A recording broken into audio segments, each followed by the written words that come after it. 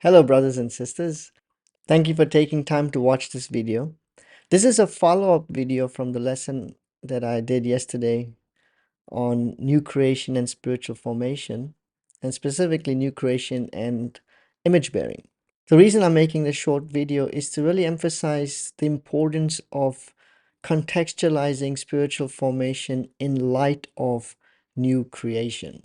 Because we could actually talk about spiritual formation but not in context of what Jesus has done in and through his death and resurrection, launching new creation in the midst of the old, but instead we can talk about spiritual formation in old creation, which hopefully you can see that that's really not the point and it's not going anywhere. Like if we're trying to grow in old creation, that's literally like trying to remodel a grave, right? Like you're trying to make a grave look like a penthouse. No, it's still a grave, and no matter how much work you put into it, it's still a stinky grave. And so I wanted to share this analogy with you in the importance of contextualizing spiritual formation in light of new creation. So I'm thinking of a sporting event. Imagine if there is this incredible championship game that's scheduled. On one side, you can call them the superstars. They're all the greatest soccer players of today's world, men and women. And on the other side is the church team made up of people who go to church, who play occasional soccer, okay? And let's say the championship is like for UEFA Cup or something like that. Something absolutely that draws worldwide attention. Billions of people are watching, and a lot of money is at stake. You know, let's say the winners they make a lot of money if they win this game. Now, just the setup alone, you kind of realize, wait a minute, the church team has no chance, and they know it. And the superstars are arrogant. They are rightfully so, honestly. They're even discussing what they might be doing the second half because they figured by the end of the first half, the game should be done, and maybe they'll voluntarily get a red card so they can go sit at the bench and rest and not have to run around or something.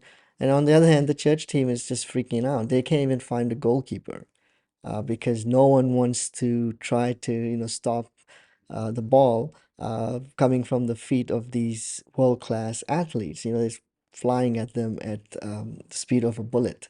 And it's like, man, no, we don't want any part of that. And eventually, they find a kid, who's like, hey, I want to be on your team. I love to play against these world-class athletes. And they said, sure, go be a goalkeeper, and try not to get hit by the ball. And so on the day of the event, the championship game, it's scheduled for 9 a.m. and everybody shows up at the stadium. The church team obviously is just absolutely terrified. They're just like they want to get this over with. 9 a.m. shows up and the superstars aren't there yet. 9:15, no superstars in sight. 9:30, 9:45. Now the church team go from anxiety, fear to boredom. Now they're irritated. Like, where is this team? Now they want to play them. Eventually, the organizers show up and say, we can't find the superstars. And so you win by forfeit. And so the church team ends up winning this championship game and they each make like $1 million or something. It's something crazy. And so where were the superstars? Well, turns out they were at the wrong stadium at the wrong time. So they never showed up where they needed to play. So you're wondering, what does this have to do with contextualizing spiritual formation in new creation? Well, it's the importance of location and time. Where are we today, according to the New Testament? Where we are today is in new creation and still in the midst of the old. But we're not in old creation only. Neither are we in new creation only yet. All right? That's when Jesus returns, that will happen. But in right now, we're not in old creation only. In fact, that is part of our sharing of our faith with people, inviting them to be part of God's new creation here now in the middle of old creation. So we have to remember that the location where we are fighting the good fight of our faith is actually here in new creation, even though old creation is still very much around. And two, the time. What time is it? Well, it is post resurrection time. We're not still stuck at the cross. Jesus is not hanging at the cross right now. He's actually seated at the right hand of God.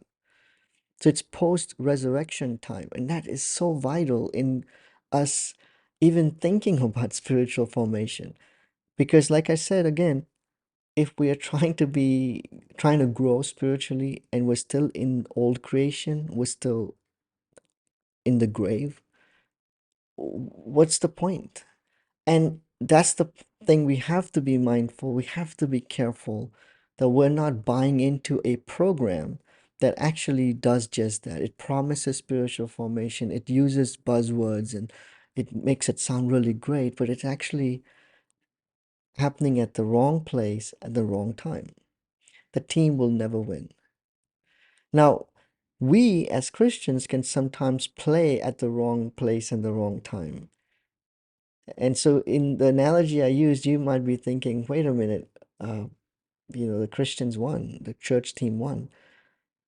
Yes, but in reality, we are actually the superstars who end up often battling our faith at the wrong place and the wrong time. So we don't want to do that. We want to operate in new creation, even though old creation is very much still around, in light of Jesus' death and resurrection. We believe in the crucified and risen Messiah, whose Holy Spirit comes and lives with us. And that's what makes us superstars. It's not because we're super talented or anything like that, but we have all the resource in the universe to live life in the present time with the value system of the new creation. And we as a collective people are learning to live out new creation value system in the midst of the old. Thank you so much for watching this video. Hopefully it has been helpful. God bless you.